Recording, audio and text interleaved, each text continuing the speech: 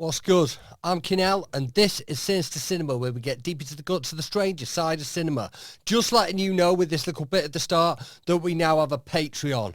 Sub up to that, and you can get all these episodes early and ad-free, so you won't even see this bit at the start. You get them a few days before the main episodes drop out. We've got some great guests coming up. We've got some studio episodes. We've got some Zoom episodes with some fantastic rappers talking about the films they love and the films that influenced them. We got a lot going on there. Plus, you get some bonus content like film reviews, all that kind of thing. I don't need to explain this to you. You know what a Patreon is. But yeah, it's patreon.com/Kinell Sinister Cinema. So check that out. Peace. Yes, people. What's good?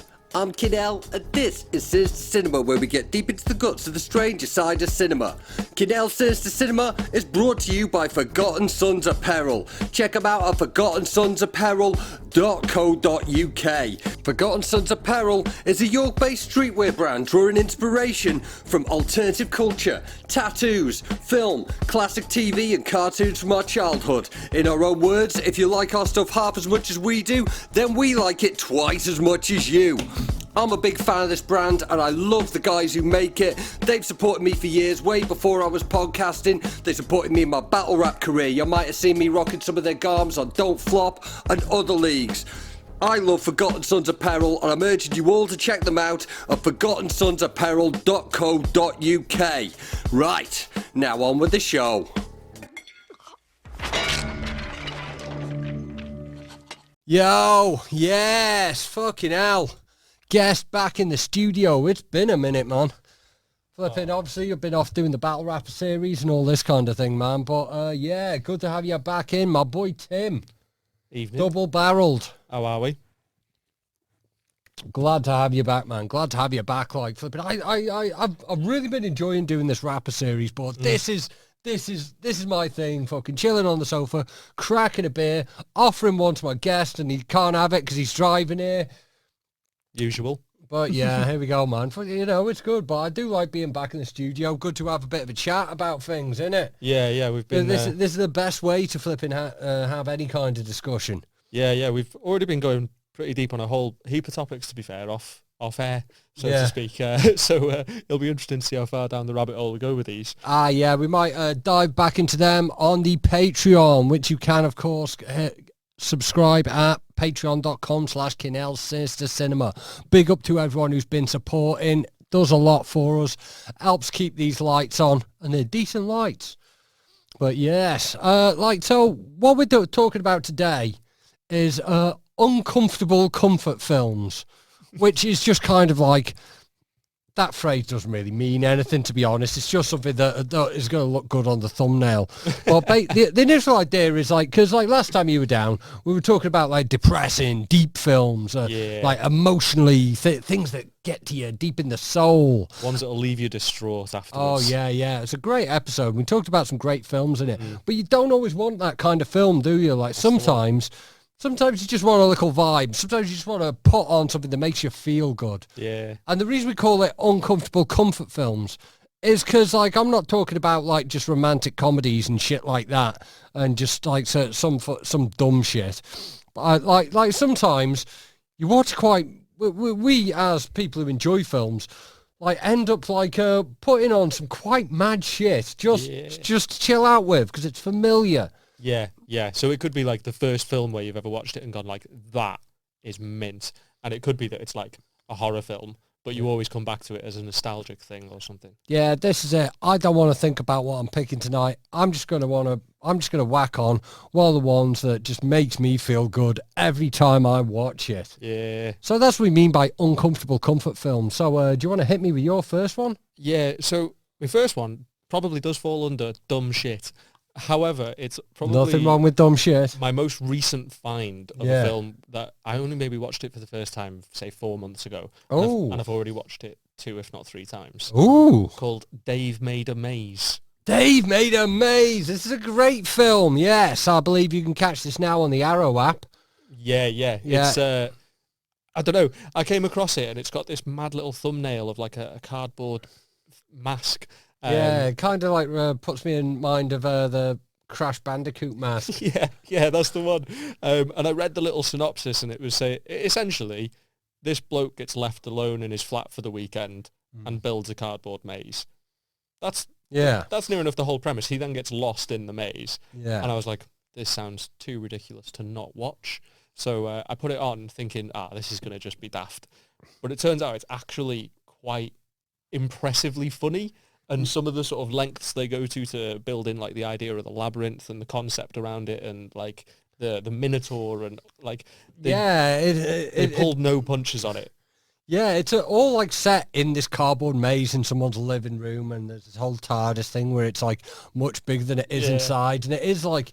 It does seem to be, like, harking to like, Labyrinth and like, you know, adventure films like Romancing the Stone and that kind of thing. It's like an adventure film set in a living room. Yeah, and it is brilliant. And there's just sort of odd little bits in it. Like, I'm pretty sure that there's a fella out of... Do you remember OK Go? Yes. I'm pretty sure there's a fella out of that group in the film, which is sort of like a nothing generally. But you sit there and you go, hey, it's that bloke. What's he doing in this? And it adds this odd little element that you can't help but notice. It does make sense, because OK Go, they were always the guys who had, like, their very simple but interesting videos in it, like the ones with the treadmills and that. Yeah, I've been showing... I've got a daughter who's like 3, so I've been showing her some of their videos, because obviously they are the sort of thing where you can just captivate. Yeah. They still have some absolutely mad videos. Like, they've got a zero gravity plane one. Yeah. Nuts. But yeah, Dave Made a Maze has probably quickly become one of my favourite comedy films.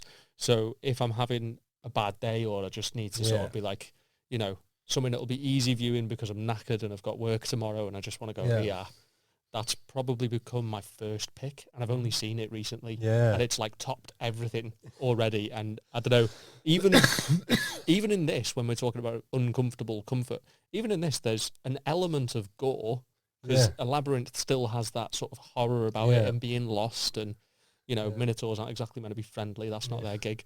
But the fact that they still tied that gore into the fact that it's a cardboard. Yeah. So, like... It's very impressive, like, the world building in this. Yeah. Like, it's... Like, you become so invested in it, even though it's all, like, built out of cardboard. But, I mean, people talk about world building when they're talking about shit like fucking Lord of the Rings or Dune or something. It's this grand scale thing. This is world building on the smallest possible scale, and you become so invested. Like, there's a real feeling of peril. So there's a point where someone loses, like, is it like a hand or an arm or something? And it's like red ribbon or something for the blood. Yeah, like a party popper kind of. Yeah. And there's still a part of you that goes, oh no, what just happened? And, like, it's clearly ridiculous, and they play it so well. That is definitely my first one. So if anyone hasn't seen Dave Made a Maze, you want to get all over that. I imagine it's probably great if you've had a bevy or whatever as well, to be honest. So I'll give it that nod too. It's that's a great one. Like, that's an excellent first start. Like, like I say, I believe that's on the Arrow app at the minute. Like, 'cause Arrow got the Blu-ray out at the minute. So you'll probably also be able to get it on Prime with a little, go on their channel there. So, yeah, great film. I'm also going to pull up a recent one. Okay. In fact, it's only from last year. Yeah. And I only saw it this year, and it'd be Resident Evil, Welcome to Raccoon City. That I have not seen it. I don't think I've seen a Resident Evil film since the first 2, to be honest. Does it really hold up? Yeah. Well, this one, like, because the Resident Evil sort of Mila Jovovich saga, like, it went to 6 films. I've got them all. I've seen them all, and they're just, like, very daft action films. But with this Welcome to Raccoon City, they kind of, like, wanted to do something that was, like more around the actual games, Resident Evil 2 and 3, and the first one, it's set in the Raccoon City Police Department and all this, and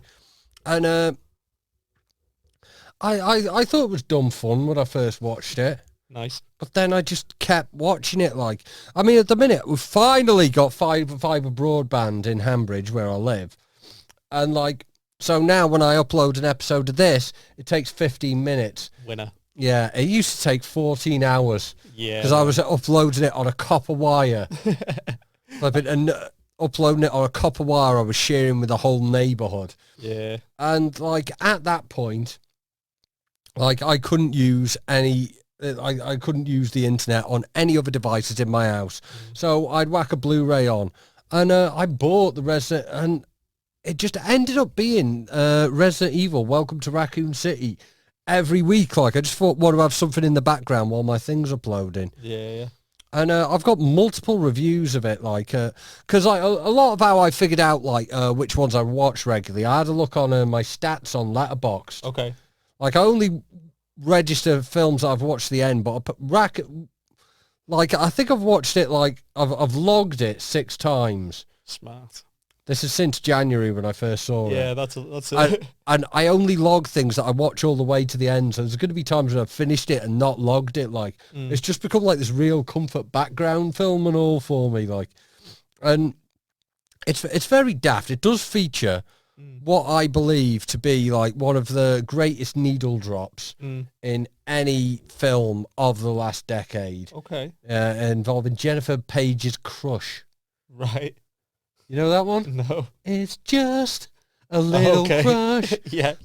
It's set in the 90s, which is quite good. Like, Yeah. you know, so they're using Palm Pilots and all that kind of thing. So that was like relevant at the time. It's like a lot of 90s music in it, like Cardigans and stuff. But it's not like a Fear Street kind of thing where it's just like relentless needle drops. Like, there's just a couple of nice ones in it. And like, I played the first couple of Resident Evil games, the PlayStation 1, back in the day. I always struggled with them because I was like kind of dyspraxic. Okay. And what the tank controls, Yeah. you know, where like, you know, you sort of like making someone rotate and move forward. Like, Yeah. that was always difficult for me to like sort of work out with dyspraxia and that. But like, I got a Nintendo Switch earlier this year. Okay. And like, because I haven't really done much with like video games for like 2 decades. Right, okay. Because like when it started to get into the number of buttons that a PlayStation had, it was just like all a bit too much for me. Work. But now you've got like the Nintendo Switch where it's just like so intuitive. Yeah. So I've been going back and playing like Resident Evil 4 and all these things.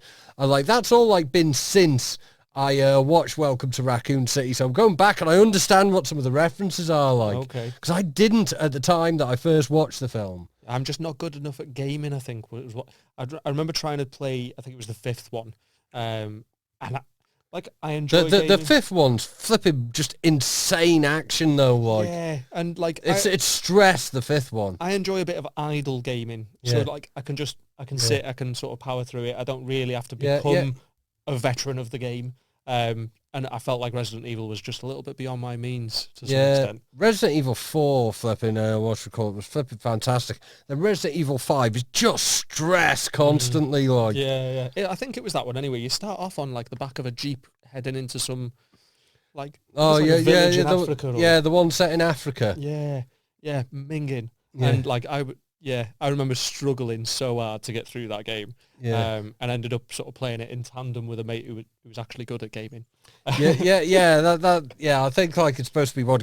Like I've got that like half finished. I'm like, oh, I abandoned it, this one. Yeah.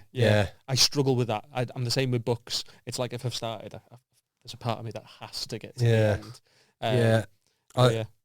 But like someone told me like Resident Evil 5 is just stress. Resident Evil 4 is the one you want, and they were like £8 on the Switch shop that week. So I thought like, okay, I'll abandon this one because I could justify like 2 pints on getting the one that's supposed to be the best.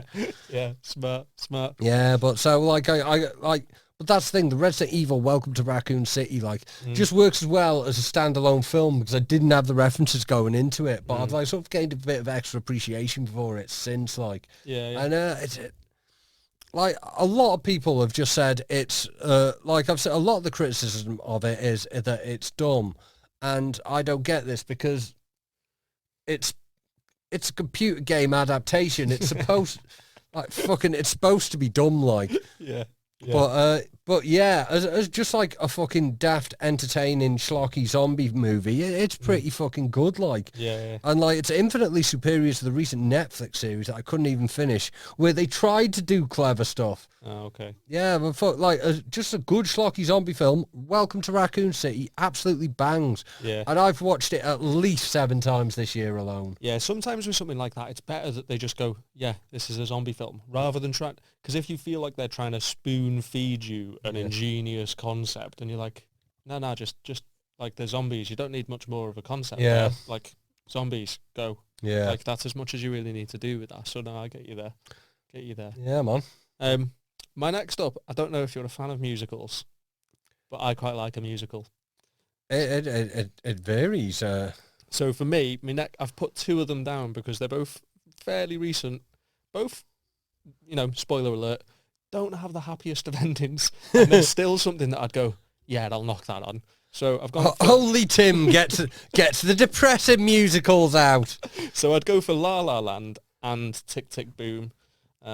Tick Tick Boom I've only recently watched, like maybe the past 3 months.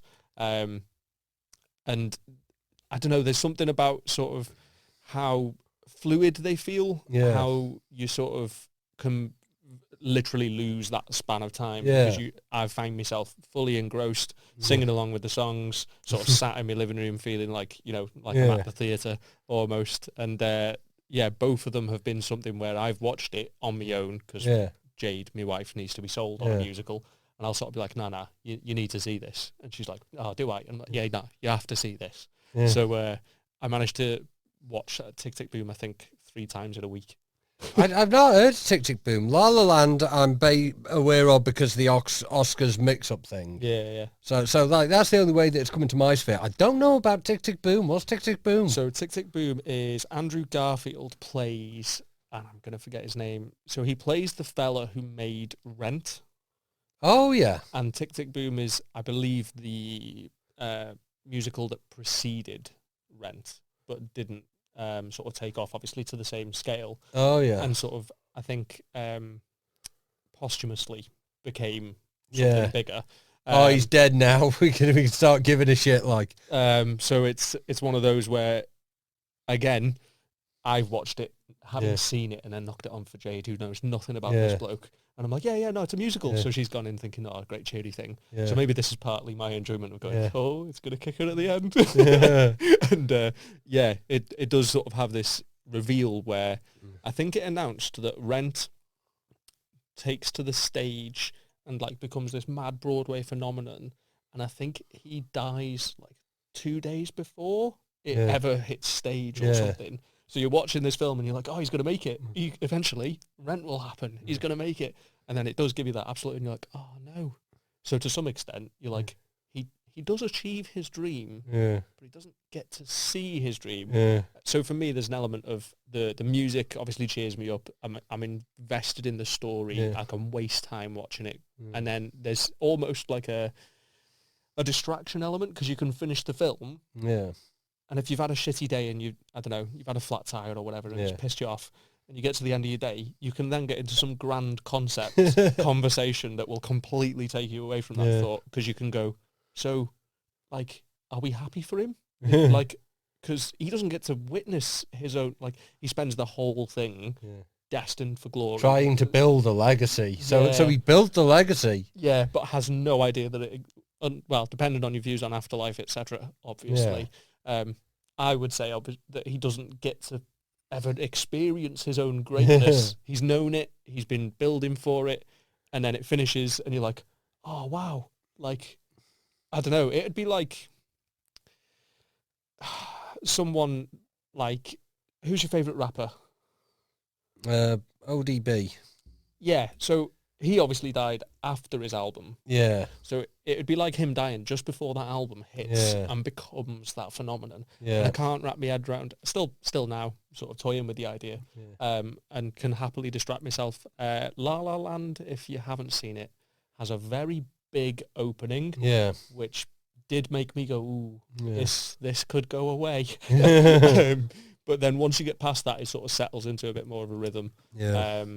And the two actors in it, Ryan Gosling and Emma something. Thompson. No. Bunton. All Emmas are kind of the same, aren't they? Is Like it Emma? Might not be Emma. She's the one who's Roberts. she's in Birdman as well. I don't know, like fucking all Emma actresses are kind of the same kind of thing, aren't they?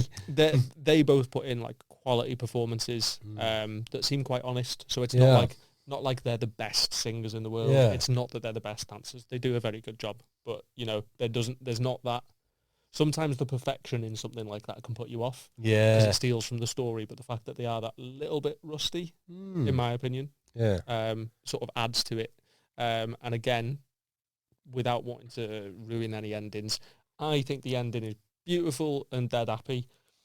Jade thinks it's the saddest ending in most films she's seen.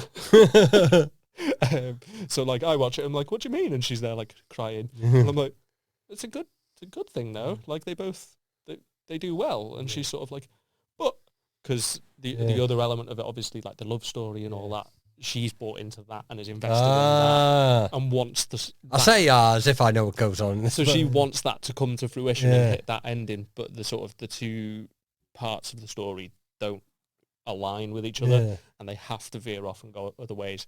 I think it's quality. Could put it on probably most weeks. If I wanted. Well, if Jade had let me. Flipping musicals, like I'm not going to be what's called straight up hate to say I hate musicals, but it's not an area that I have a lot of familiarity with. Recent relationships I've had with musicals was the HMV sale when I bought paid £4 for Blu-ray box set because I had one film I wanted on there. Okay. Like 4 films in this box set, and the theme of this box set was the best of the 2000s. Okay. Yeah. Yeah, like and it's on sale for £4, so it's obviously like what we could get the licensing for. And these are the 4 films that came in this box set. 8 Mile. Okay. Shaun of the Dead. Yeah. Born Identity. Yeah. Mamma Mia. Okay. I've not seen Mamma Mia. I don't get how that fits in that box set. Yeah, this is the 2000s. That's what it was. We were all watching. All we were watching was 8 Mile and Mamma Mia. Apparently, like what a bit of combo. Born Identity for that. So that's mad. So like somehow, a Blu-ray of Mamma Mia has ended up in my house. Yeah, it hasn't gone on yet. But in all fairness, I haven't watched everything out that box set. I've not been in a Born Identity mood. Like I just want the flipping. I don't really watch 8 Mile that often. I just I've got a crusty old DVD, and I just want a good copy there for when I got it because now all my collection's upgraded. I don't want to watch it. It's like a shitty DVD quality compared to what I'm used to. So I got it for that, but Mamma Mia's in my house. So, in terms of musicals, then, because there are probably a couple others that I would knock on if I just wanted to cheer myself up or whatever. I think I might have a recommendation for you. So, have you watched like Rocky Horror, Little Shop of Horrors, those ones? Yeah, they're boss. Yeah, all about those. But have you heard about Anna and the Apocalypse? Are you familiar with this? No. Okay, this is a very good film. It's a Christmas film. Okay. So you want to get a copy for Christmas? Like I think I bought it on Prime. And it was like £2 to buy. Yeah. But it's a Scottish film. Right. It's kind of like a High School Musical kind of vibe. Okay. With a zombie apocalypse vibe at Christmas, set in like schemes outside of Glasgow. Like that sounds amazing. Yeah. Like the combination of it being apocalypse and Christmas and musical. That's a combo. Yeah. It's got some very, very good songs in it, like. Okay. Yeah, what should I call it? The sort of like nasty cunt teacher that no one really likes, played by Paul Kay, who was Dennis Pennis back in the day. Dennis Pennis. Yeah, that might be a bit before your time, but he was like one of the original like kind of like Ali G guys. Right. That was like turning up to like paparazzi interviews and asking stupid questions. He was one of the first guys doing that. Okay. Well, like, he's a very good actor, isn't it? But Anna and the Apocalypse, get that one noted. You're gonna need that one for Christmas, man. You're gonna need that one for Christmas. I'll make a note. I've got so many recommendations for Christmas horror, but that's the only one that's a musical, and that's what's fun. Like, out of all my recommendations for Christmas horror, that's the one I'd say maybe even show your kid. Yeah, all right, we'll see how it goes. Yeah, man. But yeah, that's a cracker. So, moving on to my list. My next one is Frankenhooker from 1990. I have not seen Frankenhooker. I feel like the title of it says everything I need to know, though. What do you think it's about? I mean, I'm going to say a reanimated hooker. Yes, pretty much. You're more or less there. Like, this is, of course, from the mighty Frank Henenlotter, who, of course, came from Basket Case, Brain Damage, the Basket Case sequels, and later collaborated with R.A. the Rugged Man on Bad Biology. Okay. Yeah, but Frankenhooker is like my sort of favourite comfort watch of his films. Features James Lovitz, who was in Street Trash, very good improvisational actor, and Patty Mullen, who was like, she was a Penthouse Pet of the Year around like this sort of time in the early 90s.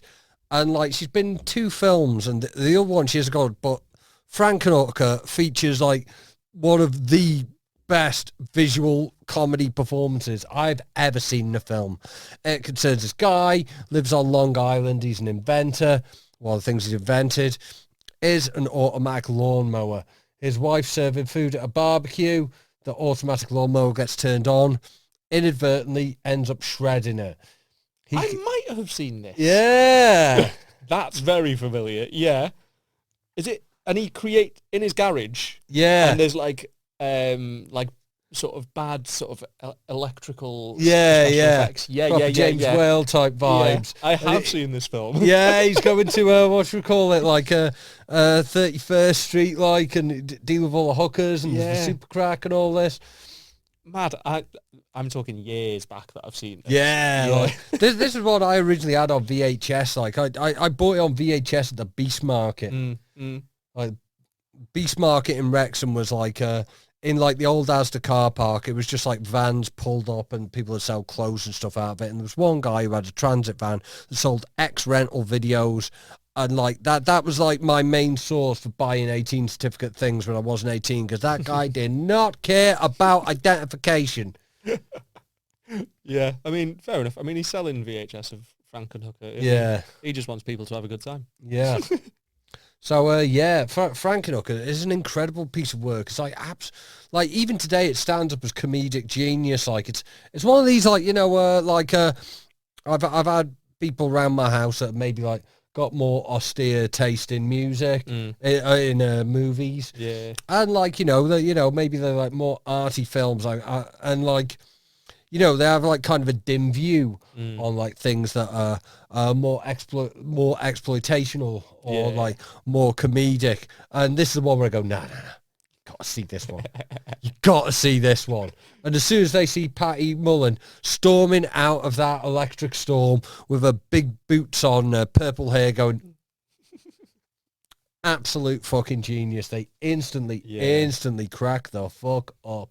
It is just comedic genius, like, and I say it's underrated, but I'd say underseen is more appropriate, because I've never really spoke to anyone that's seen it that doesn't think it's amazing. Yeah, I think with films like that, the question I tend to come to is whether, when you see what's intentionally made to be a B movie, where they're trying to go, oh, this will be funny, I find it doesn't land. Yeah, that's where it checks out for me. I find that like it's a lot of when people are trying to like make a film that's like 80s style and they're trying to make it intentionally bad. Like, well, why not make it intentionally fucking good? Yeah. So with these, when you can see that they've had a genuine like, nah, I like this idea, and that's as far as it sort of needs to go. They're going, this will be good. Yeah. Doesn't matter what sort of good. They're just going, I'm going to make a good film out of this concept. We know what we are, but we're going to make a good film anyway. Fuck you. We've only got this much budget.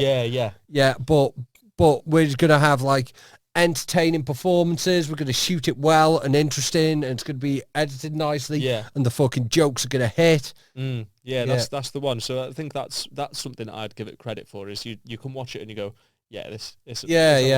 It's made earnestly. They were going out of their way to make a good film. Yeah. They knew what they were. They knew they're making a flipping like Frankenstein sex worker movie. Yeah. but they weren't doing it like ironically. And I think that's always the key with those ones. Yeah, there's no winking at the camera. Yeah. It's just great. Like I've got Frank Hedelotter's entire filmography on Blu-ray, because he hasn't made a bad film. He's never missed. Like, they're all good. He even like the late Basket Case sequels, like they're like the worst of what that like probably Basket Case 3 is probably the worst film that he did, but it's still a really good film. Yeah. It's still a lot better than other films like it. And I will speak to other Frank Henlotter film fans that rate it a lot higher. And because it just comes down to personal preference. But yeah, anyway, like fantastic piece of work. But yeah, Frankenhooker. I'm glad it jogged your memory about that one. Like, yeah, the lawnmower at the barbecue thing is just like, boom, there it is. Yeah. Yeah, I might have to bring that one back up at some point and watch it with Jade. Yeah, I definitely reckon, like, you know, if you're feeling those like Rocky Horror vibes, like there's a bit of that in there, but there's a bit of New York scuzz in it. There's a bit. We went to see Rocky Horror live not too long ago. And if you've not been to see it in person, it is one of the best things I've seen. Good laugh. The crowd get involved in a way that I didn't realise happened. So there's like these moments that are just in it that exist in both the sort of theatre and the film. Yeah. But there's like all sorts of callback and stuff from the crowd, which I didn't know existed, but added a great deal to it. So if at any point you need someone to go see live, highly recommend that. Yeah. I'm going to throw my next one out, and I wasn't sure if I was going to include it or not. But given that you've mentioned Bourne Identity, so it's not that film, because that has like that secondary espionage and intrigue, and you do have to think quite a lot of, who are they? Where are they coming in? So I've put down The Equalizer, and I'd probably throw in alongside it The Accountant, and there's something about these very straightforward action films that, again, if I'm usually if I'm feeling ill, that tends to be what the bracket is there. If I'm like, fuck me, I've got, you know, an absolute phlegm on, and I'm wrapped up in a duvet feeling like I couldn't walk 4 inches. And you have had a fucking hell of a year with illness, like. Yeah, it's. I'm glad to be right. So that's the sort of film where I'll knock it on and I can sit there and I can go, right, as much as I need to know is he's the one I like, they're the bad guys. Yeah, there is a mystery to it, because there always is. You want to know why they want to hurt him or whatever. But that's good. Like you know who you can trust and who you can't. Yeah, that's how you do like when you make it about the why rather than the who. Yeah, there's a lot less thinking involved, because you can just watch it play out. Yeah, you're not going to you're not going to have your feelings fucked with. Yeah, you know. And then even within The Equalizer, because it's Denzel Washington in it. I still feel like he gives a brilliant performance in what is otherwise a simple action film. Yeah. And he does have that little bit of air about him where you go, yeah, no, I probably wouldn't fuck with him. Yeah. Like, even in the film, he's meant to be that kind of like happy, friendly guy that everyone in the neighbourhood knows. So it's meant to be sort of surprising when he, you know, twats fuck out of people. But in sort of the initial combat scenes that you get, I'm like, yeah, he's got something about him anyway, I think. A little bit of, like, he's really good at acting out that cold sort of, you know, don't fight me. Yeah. It won't go well for you. And you're like, yeah, all right. Yeah. There's like a certain type of guy that's like chilled out because he doesn't have to be defensive. Yeah. Yeah. Just sort of like, no, you know I'll win the fight. That's how it's going to go. Yeah, sort of like, I don't have to demonstrate my masculinity. Yeah. So he's got a bit about him in the film that I think is brilliant, and that is just one where you can knock it on, sit back, watch people batter each other while you're feeling like, you know, whatever virus you've got has just twatted you, and you can just go, yeah, that person's getting twatted, and you can feel a bit better about yourself for a little bit. And I think, again, with The Accountant, which I think, if I remember right, is Ben Affleck, there's not a great deal that I remember in terms of the plot. Yeah, I remember some good action scenes, some great fights, and you don't really need to worry about it much more than that. Like, it's not like if we were going back to the Harrowing films, it's from the Vengeance trilogy, what's it called? Old Boy. Yeah. Old Boy's probably got one of the best fight scenes I've ever seen. Yeah. But that is in a framework that you can't watch that and be in a happy mood. It's a traumatic experience. So that sort of sits in that separate bracket. Same with like if the violence goes to the level of something like Ong Bak, where there's a part of you that goes, ooh, instead. Yeah. And you start almost feeling like, oh wow, that looked really painful. And it takes you to that other place. You need that level of removal where you can go, this is great. I enjoy old kung fu movies for that. Like. Yeah. I think like one of my favourite death fight scenes in a film might be John Carpenter's They Live. Okay. Yeah, it's I've like seen this. Keith David and Roddy Piper. Right. Okay. Yeah. Like if you're not familiar with They Live, I might just make it my next one, actually, because it was borderline on the list anyway, and now I've started talking about it. Yeah. You will be familiar with some of the iconography from They Live. concerns like, Drifter, who comes into town, played by Rowdy Roddy Piper, Right. who ends up with these glasses. Okay. He ends up with these sunglasses. And when he puts them on, he sees that some people are aliens. And, like, when he looks at some, adverts for Coca-Cola, when he looks at them through the glasses, it says things like, obey. It's all, like, secret mind control. When he puts on these sunglasses, he can see through... Okay. He can see through everything that happens in he can see this inside. So he like sort of like tries to do something about it, but like half the people are aliens and the other half can't see. And like, you know, he's like trying to get people to, like, people don't want to put glasses on, like there's some weirdos telling them, like. Yeah. And it does have like possibly one of the longest fight sequences between two people. That's just two people slugging it. Him and Keith David just slugging it out in an alleyway for a very long time. It's one of the most entertaining fight sequences of all time. Like, I imagine that works specifically because of the duration. There'll be a point where you're going, what? Like, what's going on? So rather than being absorbed by the pain and going, oh, bloody hell, they must be suffering by now. Yeah, this is it. Like, you know, it's like you're seeing someone get thrown into a dumpster and you're thinking like, oh, not only would that hurt, I'd be really knackered by now. I couldn't be arsed with this at all. Like, like, flipping like, this probably should be on one of my comfort watches. I've got like a UHD 4K of it sitting on the side. Like, I bought like the nicest version of it that could be, like, because I've got a 4K player now, but my current TV is 1080p. Okay, that's a combination. Yeah, well, I'm flipping like I've got a 4K TV arriving within the next couple of weeks. Nice. Like, I was going to pick it up earlier, like, but there were some delays. I've watched a couple of films on it, like, so they like, but they're just on 1080p. But I've been saving. They live. Like, I'm saving to watch it in the in full 4K, full spanking 4K. Yeah. Like John Carpenter's just like one of those directors that like pretty much all of his films could easily drop into this category. Like, when I was looking at my letterbox stat that says how many times I'd logged things, like I mean, like, I don't even think of like The Fog as even one of my top 5 favorite John Carpenter films, but I've like watched it like 5 times, like in the last like year and a half or so. Okay, so maybe instead of it being one that you herald in that sense, you just like this film. Yeah, I gravitate towards it, like, and like Prince of Darkness, I've got 2 copies of it, like. Right, nice. Yeah, I love that film. I don't think of it as one of my favourite Carpenter ones because I'm always thinking of They Live, The Thing, Halloween. You know, these ones. But he's got all these films that I just, like, watch really regularly and just, like, flipping have to have the best copy of, like, and, nice. Escape from New York, these kind of things. Big Trouble in Little China. Jesus, like, the flipping, like, 70s, 80s run of John Carpenter. Yeah, there's some big titles that you just sort of throw out.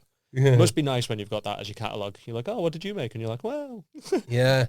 And, like, he doesn't make films now when, like, that, like... There was something that was quite amazing. Like, I think it was one of my favorite, like, replies to a tweet I've ever seen, like, recently. So someone had done some, like, blog think piece for some, like, newspaper or something saying, what happened to John Carpenter? Someone quote tweeted saying, like, he retired to smoke weed and play video games because he's the king. Yeah, and that is what he does. He loves his fucking computer games. He loves his fucking weed. Yeah, and like now we'll just come and get involved. And like if you're doing like a film like the new Halloween film, saying, "Oh, I'll come in and do the soundtrack."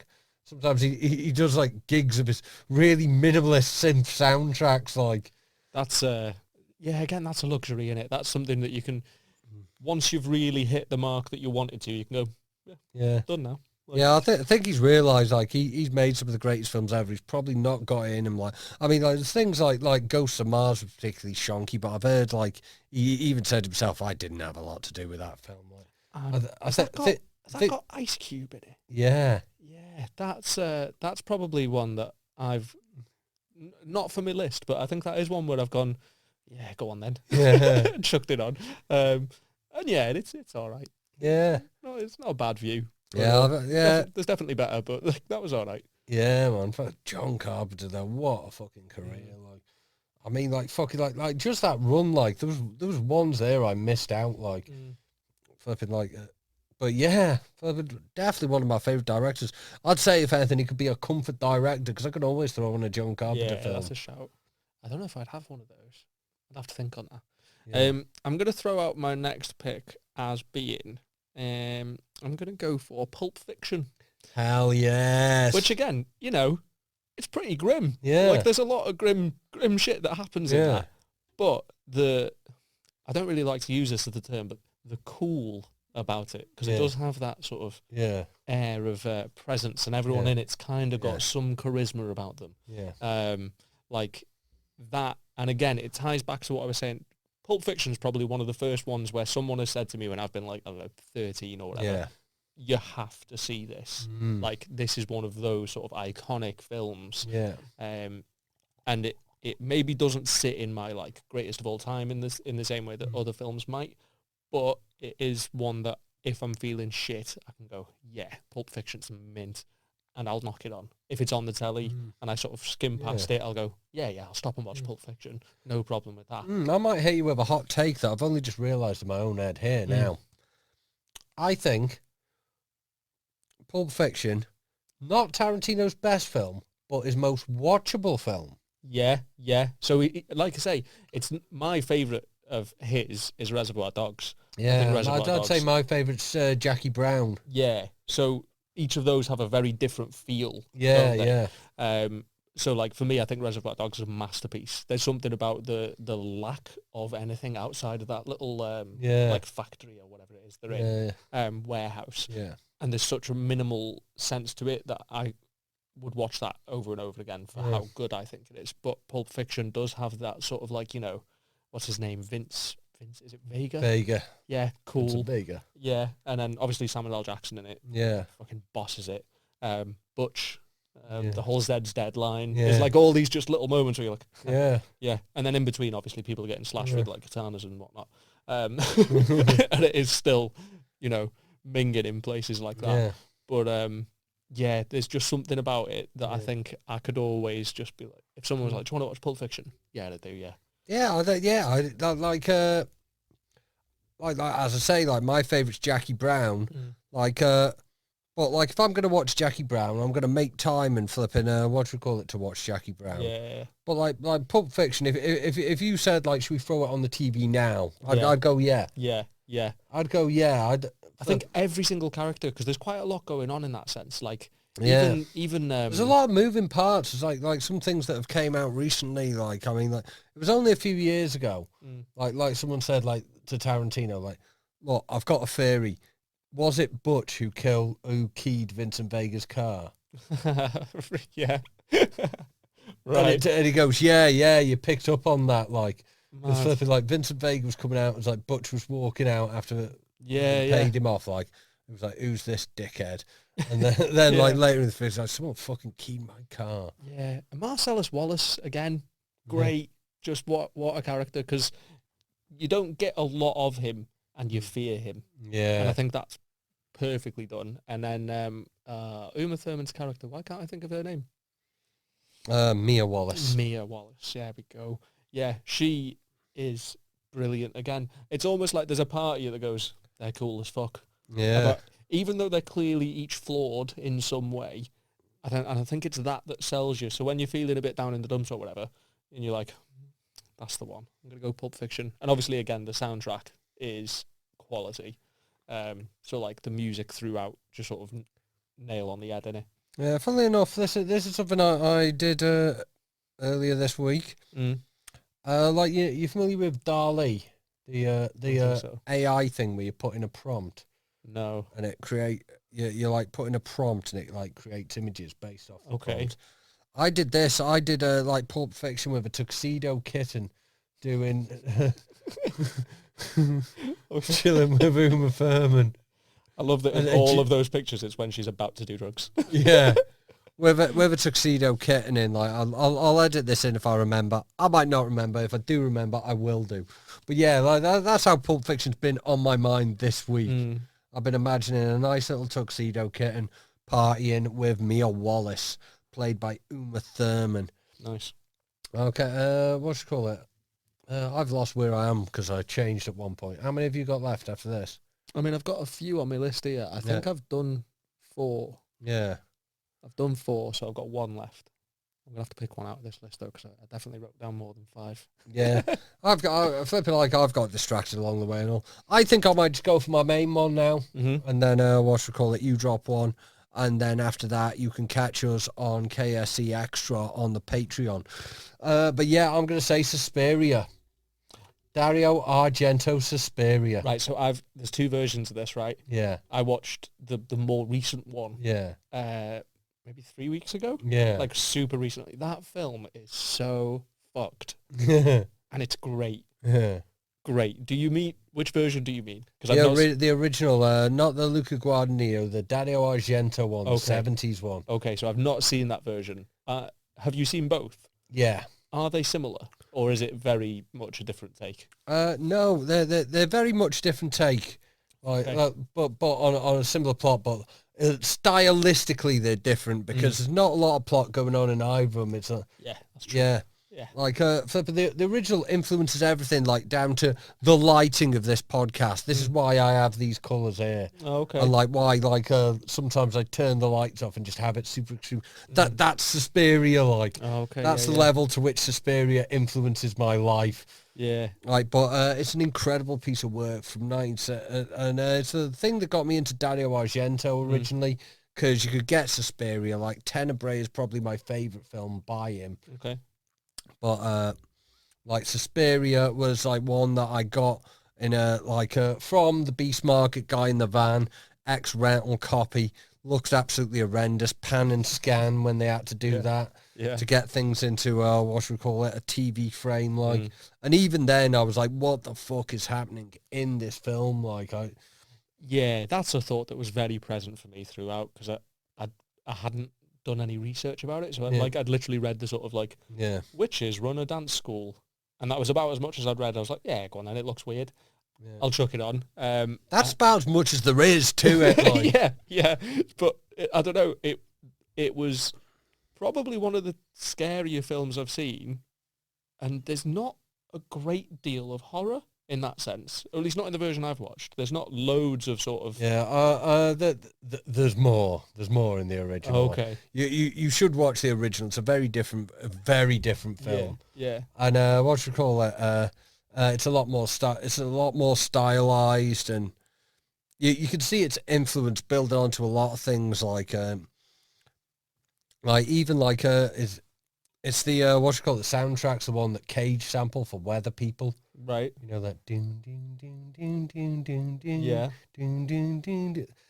That you've heard that sample in other places before, haven't you? That's from Suspiria. Okay. Like Dario Argento used to he had like a prog rock band that he knocked about with, like, that did all the soundtracks to all his like films, and they all bang. Like the Tenebrae one's amazing, like. But like Suspiria, it's like even this. Look at the Sinister Cinema logo on this cushion here. Like, anyone who has seen the original Suspiria go, oh yeah, you like that, don't you? Yeah, I'm with you. Yeah, even though you stole the font from the Chilling Adventures of Sabrina, but that's still witches and all, like. Yeah, no, Suspiria, like, it's probably the best horror I've caught recently, because I haven't been watching a great deal of it, but yeah, they do a lot with very little. The choreography in itself is kind of creepy. I really struggled to get on board with the remake for a long time. I had to watch it about like 3 or 4 times before I could accept it as a good film on its own terms. What's the name? Because of my attachment to the original, and the fact it is very different. Yeah, Tilda Swinton, that's her name, isn't it? Yeah, she's in it like 4 times. Yeah, she's sort of frosty in a way that makes you uncomfortable, like anytime she's having a conversation with anyone. And do you know what I mean? She's not stabbing anyone up. She's not explicitly being a witch in that sense. She's not cursing anyone. She's just kind of awkward. Yeah. And it makes you sit there going like, why is she being like, they're just having a conversation, but something about her has put me right off. Yeah. And I think that, I'll need to go and watch the original. Yeah, to get the comparison. it's going to be like quite a. It's going to be quite a fucking what should we call it, like a shake up for you. Yeah, Like you're probably not going to be expecting the film you're going to get. Like, yeah. I mean I imagine there's a lot more going on because this one only really has like two big moments. There's not much in the way of plot in this, and it's significantly shorter because it was long. The Suspiria remake. Yeah, it was. Yeah. This is like a lot of chaotic shit happening and looking really cool while it does, and that is why it's a film that I can just whack on at any time. And even though it's fucking wild and there's like people getting caught up in barbed wire and there's fucking this chaotic soundtrack, I can always whack it on and it always makes me feel good. Yeah. Suspiria. So with that, do you want to hit me with a? So I'm gonna go with one that I didn't think I was going to go for. Right. So this one is probably more so a type of film than it is a specific film. So because I live obviously with my wife and, you know, whenever it's picking a film time, it tends to have to be a joint decision. Yeah. So the type of film is the one that your other half doesn't usually allow you to put on. So you're in a shit mood. You've been explicitly in a shit mood and you go, oh, babe, can we just, you know, let's knock this on. Yeah. And because you're in a shit mood, they'll go, all right then. Yeah. So with that, the two examples I've got are Bone Tomahawk, because I was in a shit mood recently and finally got Jade to watch that because she'd only previously seen like the opening neck slitting and gone, no, that's too real. Yeah. Because it's horribly realistic. Yeah. And the other example is a film called Annihilation. Annihilation, with, yes. Natalie Portman. From what's his name? Oh shit, Alex Garland. And it's those sorts of films where either my other half just hates it or it's freaked her out too much and she can't rewatch it. So when there is the opportunity to go, come on, we're going to watch this one, aren't we? Yeah. Like, that there's a special quality to that. So even if the film's harrowing and horrible, there's a part of you that's cheered up because you're going, never get to watch this. Great. Yeah. So that there are other examples, obviously, like I would want to watch something like say Fast and the Furious as a pick-me-up that she wouldn't ever really entertain. Yeah. But if I was in a shit mood, I can go, oh, can we just watch this silly one to do with cars? And she'd be like, yeah, all right. So there are a number of different films that can slot into that as a type. Yeah. Can we just watch this shitty one? There's cosmic horror of women going into some kind of like Lovecraftian other dimension. Yeah, so like there's a number, or like what's it called, Death Proof, for instance. I think it's a great film. Yeah, it's quite a daft one. Yeah, as films go. Do you know what I mean? Dude in a car tries to wipe out some women in another car. Yeah, that's the whole plot. Yeah. So again, it's one where I'd go, great film. Let's knock this on. And Jade would be like, fuck off. So just with Bone Tomahawk being something I've recently been able to get her to watch and just cheer myself up by being like, minging, in that minging. And instead of watching the film to some extent, you're watching the person with you going, fucking grim, that, innit? And there's like a different quality to it when you get to rewatch it with that, like you're viewing the spectator as well going, fucking gross. So that would be my pick. That and Annihilation sort of sit in tandem because... Yeah. Have you seen Men yet? I haven't. No. That's his new one, isn't it? Okay. Yeah. It's been out in cinema, so it should be dropping on like streaming and Blu-ray and that soon. If it's anywhere as weird as, I'll be all over that. Yeah. I've been hearing mixed reviews, but on the episode about Incantation, I was speaking to Amber from Hornblood Fire podcast and Ghouls magazine, and she strongly rates it okay.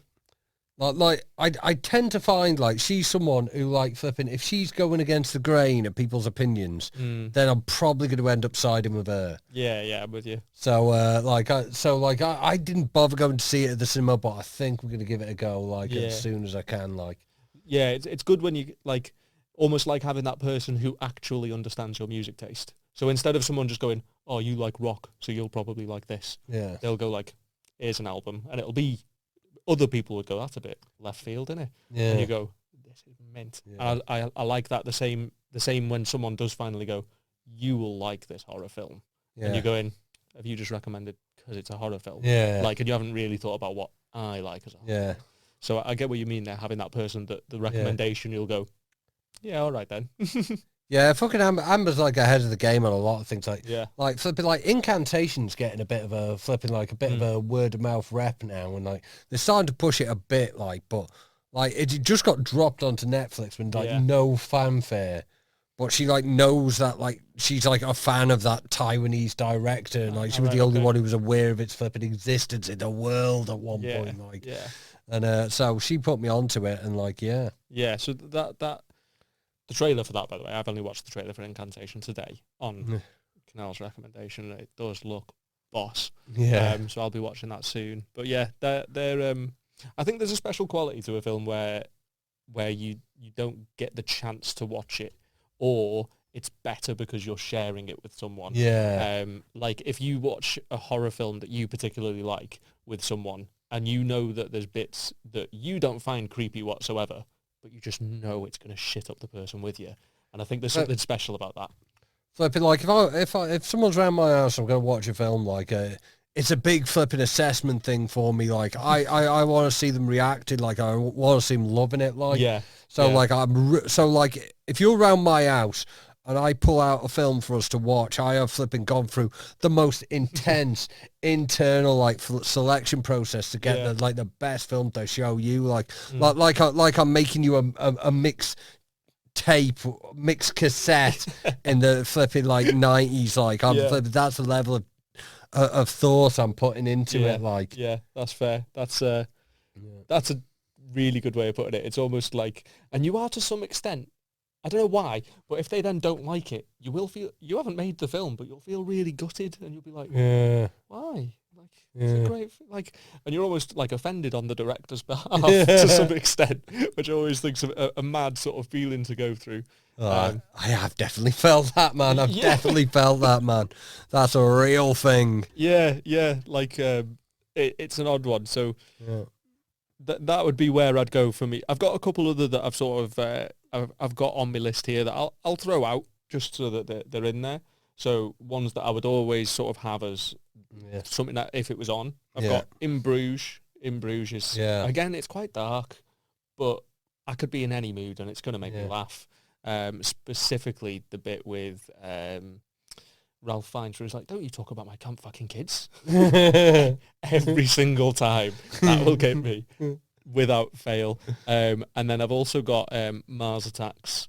Oh yeah, and Peanut Butter Falcon. They're the other ones that I sort of knocked in. So I'll give them the honourable mention before, obviously, we come to your last one. Safe. Suspiria was my last one. I got mixed up with where we were. But anyway, like, I've also got The Burning on my list. I'll throw that out there. I had no idea I liked The Burning as much as I did till I looked at the stats of how many times I watched it. But that's a fantastic one. What you call it, 1981, good old school 80s summer camp slasher. Oh, okay. Right. What you call it, in the Friday the 13th vein. Yeah. And, it's a summer camp. And this one's like kind of inspired by the urban legend of Cropsey. Don't know about that. An urban legend from around like, I think it was like around Long Island, or was it Staten Island? Right. And like, I think it was kind of like based in some kind of truth, but it was like when they like, I think the actual urban legend goes, it was when they like shut down that one lunatic asylum, when they were lunatic asylums, they weren't mental hospitals, and like some of the people like sort of went back to live there and all that. Like, one of them was Cropsey, and he'd come and get you. Like, but in this, it's been kind of like changed, where it's like someone gets burned in a prank, some like mentally disabled gardener. Who like sort of comes to this summer camp and starts killing people, and there's lots of like summer camp antics involving like Jason Alexander, who was George from Seinfeld. Okay, yeah, involving him as a young lad with hair and shit, and like he's a bit of a geezer in this. And it's lots of like what should we call it, summer camp antics and all that kind of thing. And then there's some massacring going on, like. And like, this is a very good one because it's a great slasher and everything, but there was never a sequel to it, which, was a video nasty because it was one of them. There's some incredible kids. Tom Savini on effects work, and what's it called? The raft scene in particular. Well, one of the greatest, like, slasher gore scenes of all time. Like, and like, there was never any sequels to it, which in some way I think makes it stand alone because, like, if I put on a Friday the 13th movie, I know I'm watching like 10% of the story, like. Yeah. Whereas if you throw on The Burning, you're watching The Burning end to end, and Rick Wakeman did the soundtrack for some reason of Yes fame. Okay. Yeah. That's a strange connection. Yeah. Yeah. We got Yes. We got George from Seinfeld. We got Tom Savini. We've got an 80s summer camp slasher. It's all going on there. That's a big combination. Yeah. Smart. I'll make a note of that one. Yeah. Flipping like the really early start of start of the slasher wave. Yeah. When we've had like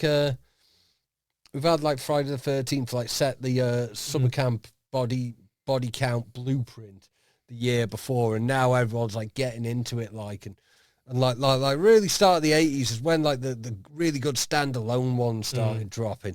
Like My Bloody Valentine's a personal favourite of mine and all. I've never seen it. That one's been recommended to me a few times as well, and I don't know why. I've just never... the UK version is fucking like it got heavily edited upon release. Okay. And a few years ago, Anchor Bay put a version out where they'd cut back in the gore scenes. Okay. This was about a decade ago, but they'd use a really scratchy print. So whenever something like bloody's happening, it was really fucking scratchy. And it was only like a few years ago, like this would have been like just before COVID, because I remember like flipping out. Like I bought my region-free Blu-ray player to watch this during COVID. Like, and I got it imported, especially like flipping the Scream Factory in the States done like a Region A only Blu-ray where they totally restored it from the original negative. It looks incredible, and it like became my favorite slasher movie. And like My Bloody Valentine's fantastic. I think I'd like to do a deep dive on it, but maybe I'll save that for around Valentine's Day. And it's really good because like it doesn't involve teenagers. It's kind of set in this mining town in Canada, right? And it's like kind of got a bit of a deer hunter theme because it's like not teenagers that are in fucking school or summer camp or something. It's like young adults that work in a mine, and like it's like a small blue collar town. And there was something about like, because we both come from Wrexham. Obviously, I've traded up to Chester these days. I was just telling Tim before this, I've got a favourite tiki bar. Yep. You know, that's where we are in life now. But you know, obviously, I'm from Wrexham. I'm from factories. I'm from this kind of situation, and like there was something about like My Bloody Valentine being in that kind of working class community, and it like being part of like a local celebration, like, because for some reason this town of Valentine's Bluff, they really get into celebrating Valentine's Day. Okay. And the idea of like it always like Focus Wales or something. The idea of like having like, you know, one really special fucking day when everyone's out to party in your local town. Like that, it's really relatable. Yeah. And like, yeah, Focus Wales is mad in that sense, because it's like, I've worked from home, obviously, the whole way through the pandemic and whatnot. So when eventually sort of Focus Wales did get the go-ahead and was able to sort of be on in town, I did then do pretty much all of my socialising for like the entire year in the space of like 3 days, because all the people I would usually have seen and bothered to go and see were all going to be there. Yeah. So I didn't need to do like loads and loads of activities or anything and meet up with people or whatever. I could just go, I'll see you at Focus Wales. Winner. Hey, safe. Well, we kind of drifted off there, but I think we're going to wrap it up here. Like, we're going to head over to KSC Extra, but do you want to like let the people know of your socials, anything you got coming up, anything you want to promote, anything you want to get ears around? I personally don't have much coming up myself. If you want to follow me and catch anything that I do happen to do on a whim, Double Barreled Poet on Facebook and Instagram. I don't really do Twitter, so I mean, if you find me on there, by all means follow, but you're probably just going to get me retweeting battle rap things sometimes. That's about as much as happens on my Twitter. But Larynx Entertainment, that's the one you want to be watching. That's where everything will be going on. Dave's always busy making shit happen in Wales and trying to get people connected in Wales. So if you want eyes and ears on the Welsh hip-hop, grime, drill, R&B, etc. scene, Larynx Entertainment on both, again, Facebook and Instagram and Twitter as well, I believe. I think he's more active on there than I will ever be, but that's the one. Big up, Tim. Always a pleasure. Nice one.